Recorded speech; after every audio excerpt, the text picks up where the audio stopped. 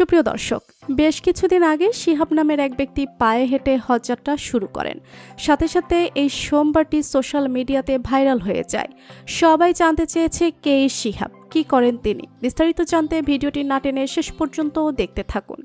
ভারতের কেরালা রাজ্যের জেলা মালাপুরাম শহরে বাস করেন একজন মুসলিম যুবক, নাম শিহাব চত্তুর। তার ইচ্ছা পায়ে হেঁটে হজ করবেন, তবে তার বাড়ি থেকে মক্কা নগরীতে পায়ে হেঁটে যাওয়া একেবারেই সম্ভব ছিল না।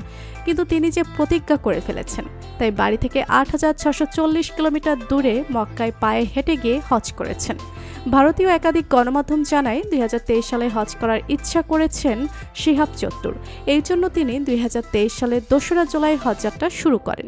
তিনি মনে করেন ২৮০ দিনে তিনি ৮,৬৪০ কিলোমিটার পথ পাড়ি দিতে সক্ষম হবেন।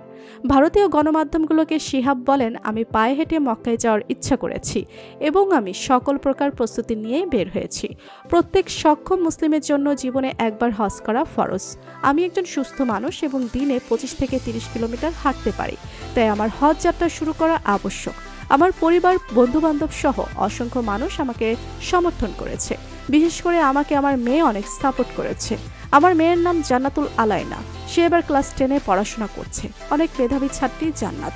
নিজের মেয়েকে নিয়ে শিহাব বলেন, আমার খুব একটা ইচ্ছা ছিল না সে পড়াশোনা করুক। আমি চেয়েছিলাম ও যেন মাদ্রাসায় পড়াশোনা করে, কিন্তু ও ফটোগ্রাফি শিখছে। ওর যেটা ভালো লাগবে সেটাই করবে। আমি আমার বাবার কাছ থেকে যে শিক্ষাটা পেয়েছি সেটাই ওকে দেওয়ার চেষ্টা করছি। জানা গিয়েছে নিজের মেয়েকে প্রচণ্ড ভালোবাসেন শিহাব, তাই তো মেয়ের সকল ইচ্ছা পূরণ করছেন শিহাব। বাবা মেয়ের এমন ভালোবাসা টিকে থাকুক সারা জীবন। তো বন্ধুরা, শিহাব চত্তুরকে আপনার কেমন লাগে জানিয়ে দিন কমেন্ট করে। ভিডিওটি ভালো লেগে থাকলে একটি লাইক দিয়ে চ্যানেলটি সাবস্ক্রাইব করুন। ধন্যবাদ।